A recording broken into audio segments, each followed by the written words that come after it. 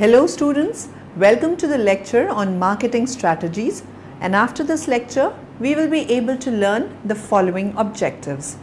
Understand marketing strategies, discuss about concept of marketing strategies, describe marketing and corporate strategic planning, understand the Porter's generic strategies and explain competitive environment. Marketing strategy. Let's start today's lecture with a definition of marketing strategy. A marketing strategy is therefore a marketing plan designed to achieve marketing objectives.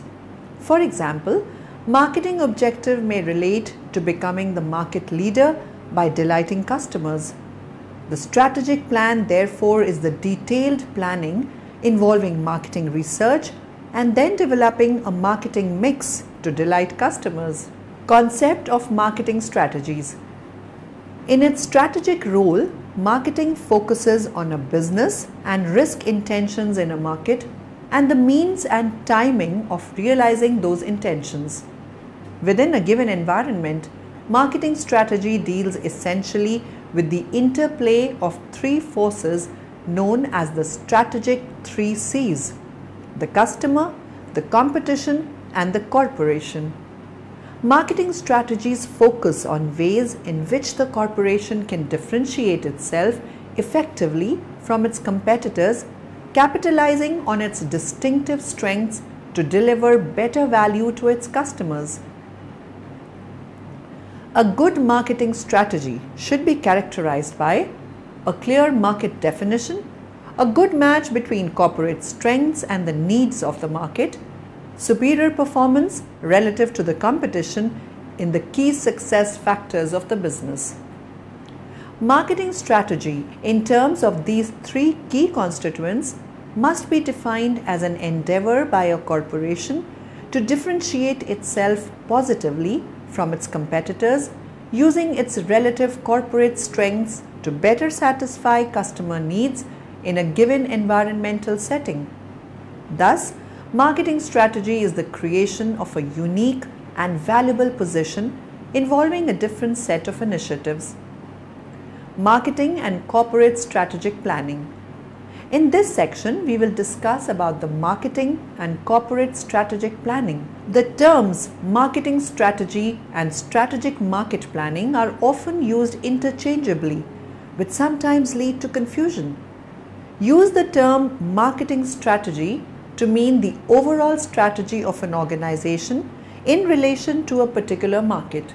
In this learning guide, we will explore the process of analysis and decision making which organizations go through as they define and implement their approach to that market. Marketing plans will form part of this process, in particular when it comes to implementation. Defining strategic marketing objectives.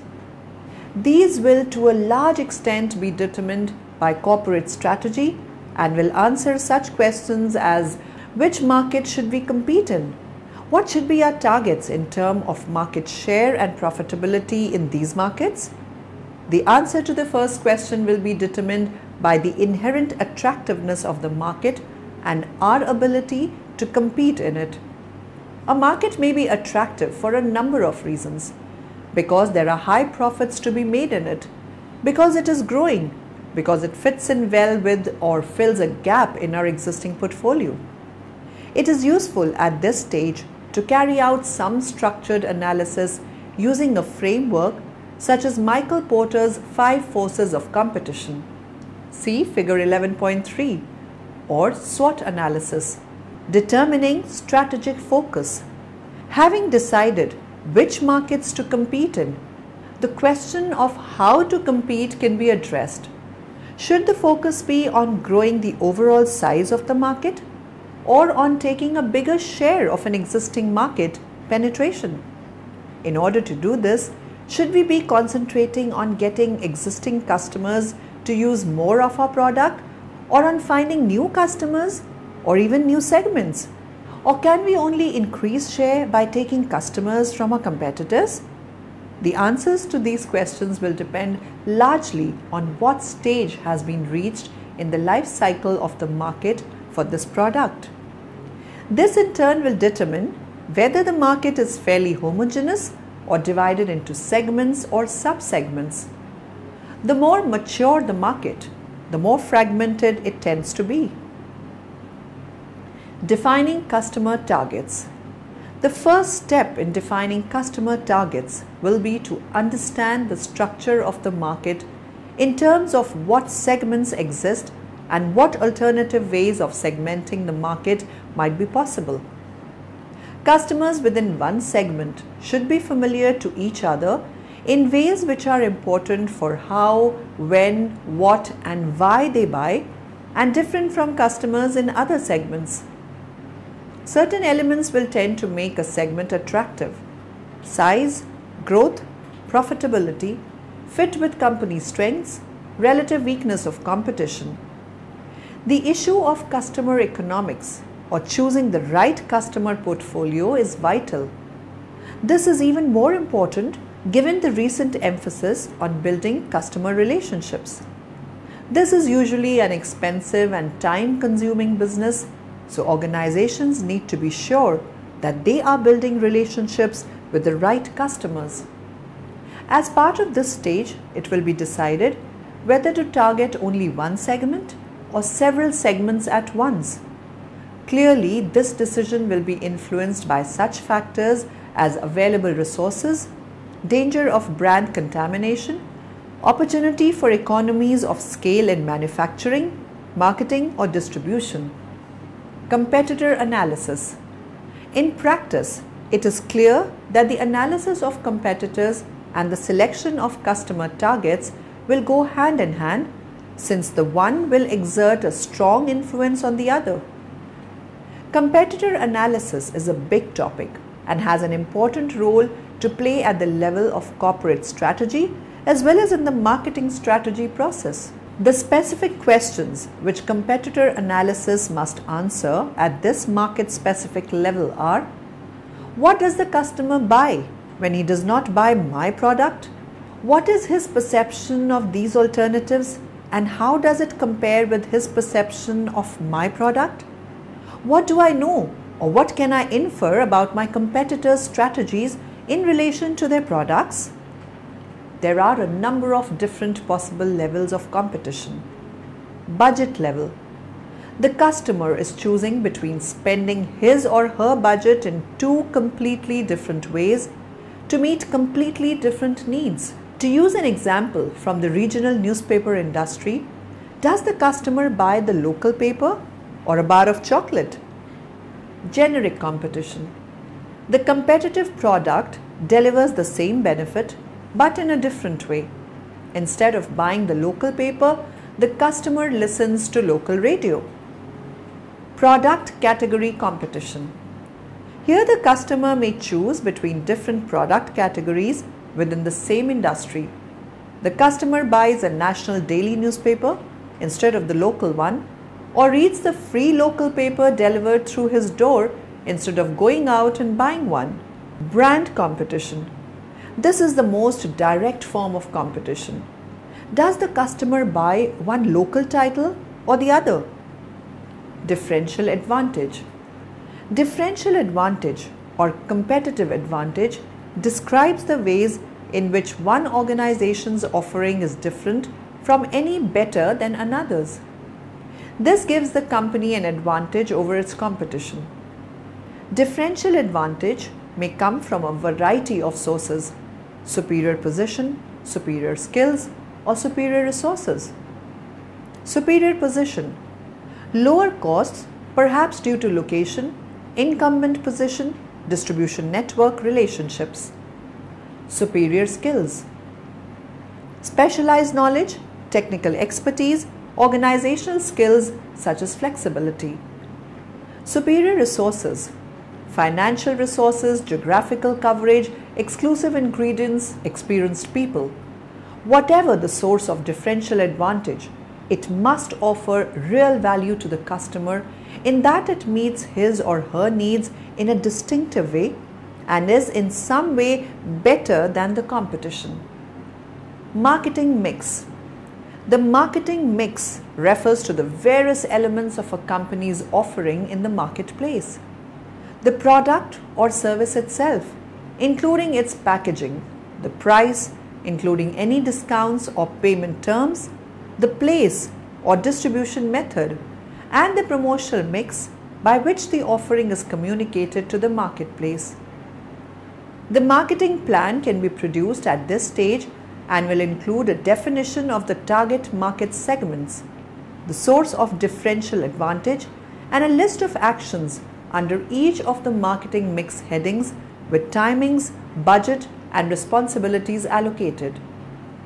The marketing mix approach simply says that all the messages the customer receives must be consistent with each other and help to communicate the differential advantage, sometimes called the value proposition. Implementation. The implementation of marketing strategy demands good communication between the marketing function and the other parts of the organization. The McKinsey 7S model, Peters, T. and Waterman are in search of excellence. New York HarperCollins may be used as a checklist to ensure that all the elements involved in implementing the strategy are consistent with each other and with the strategy itself. The 7 S's are strategy, itself supported by skills. What distinctive core tasks, functional or organizational, is the company good at performing? Shared values. What is the culture of the company? What behavior or achievements are rewarded? Style. What is the management style? How do things get done round here? Staff. What are the people like? What is their educational or business background? What is likely to motivate them? How is their morale? Systems. What formal systems are in place that may help or hinder implementation? These could be reward systems, monitoring systems, customer service systems. What about the informal systems? Structure. What structures are in place that may help or hinder implementation? Is there a flat management structure? Are there, for example, project management teams, or is the organization structured along purely functional lines? Porter's generic strategies. I hope you understood what we just discussed. Now we will move further and study about Porter's generic strategies. Michael Porter has argued that a firm's strengths ultimately fall into one of two headings: cost advantage and differentiation. By applying these strengths in either a broad or narrow scope, three generic strategies result: cost leadership, differentiation, and focus. These strategies are applied at the business unit level. They are called generic strategies because they are not firm or industry dependent. Cost leadership strategy. This generic strategy calls for being the low-cost producer in an industry for a given level of quality. The firm sells its products either at average industry prices to earn a profit higher than that of rivals, or below the average industry prices to gain market share. In the event of a price war, the firm can maintain some profitability while the competition suffers losses. Firms that succeed in cost leadership often have the following internal strengths: access to the capital required, making a significant investment in production assets. This investment represents a barrier to entry that many firms may not overcome. Skill in designing products for efficient manufacturing. For example, having a small component count to shorten the assembly process. High level of expertise in manufacturing process engineering. Efficient distribution channels. Differentiation strategy. A differentiation strategy calls for the development of a product or service that offers unique attributes that are valued by customers and that customers perceive to be better than or different from the products of the competition. The value added by the uniqueness of the product may allow the firm to charge a premium price for it. The firm hopes that the higher price will more than cover the extra costs incurred in offering the unique product. Firms that succeed in a differentiation strategy often have the following internal strengths: access to leading scientific research, highly skilled and creative product development team, strong sales team with the ability to successfully communicate the perceived strengths of the product, corporate reputation for quality and innovation. The risks associated with the differentiation strategy include imitation by competitors and changes in customer tastes. Additionally, various firms pursuing focus strategies may be able to achieve even greater differentiation in their market segments. Focus strategy. The focus strategy concentrates on a narrow segment and within that segment attempts to achieve either a cost advantage or differentiation. The premise is that the needs of the group can be better serviced by focusing entirely on it. A firm using a focus strategy often enjoys a high degree of customer loyalty, and this entrenched loyalty discourages other firms from competing directly. Firms that succeed in a focus strategy are able to tailor a broad range of product development strengths to a relatively narrow market segment that they know very well. Some risks of focus strategies include imitation and changes in the target segments. Summary. Now in the end, let us summarize what we have learnt in this lecture. A marketing strategy is a marketing plan designed to achieve marketing objectives. To clearly differentiate between marketing management and marketing in its new role, a new term and dash, strategic marketing, has been coined to represent the latter. Business exists in a dynamic setting. It is only through marketing inputs that perspectives of changing social, economic, political, and technical environments can be brought into the strategic planning process. A market may be attractive for a number of reasons: because there are high profits to be made in it, because it is growing, because it fits in well with or fills a gap in our existing portfolio. Customers within one segment should be similar to each other in ways which are important for how, when, what, and why they buy, and different from customers in other segments.